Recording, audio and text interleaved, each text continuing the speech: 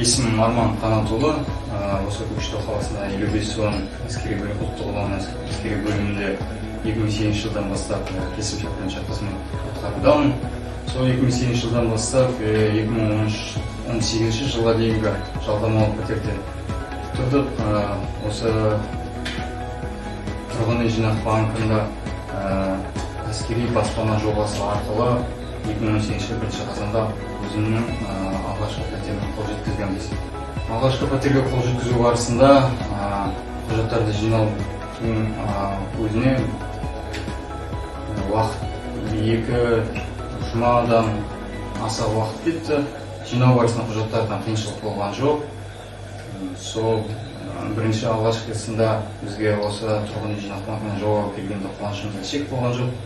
Содан бері міне 1 жыл бойы осы өзіміздің қол жеткізген өзіміздің баспанамыздың тұруға жатырмыз. Осы болашақта тағы да болатын жобаға әскери қызметшілер барлықтарыңызды атсалысуыңыздар, барлықтарыңызда мен сияқты өздеріңізге арналған баспанаға қол жеткізіп, қуаныштарыңызда шек болмасын. Баспанаға қол жетіп, қуана біліңіздер. Соның тілеймін осы алғашқы болатын жобаға қатысушыларға.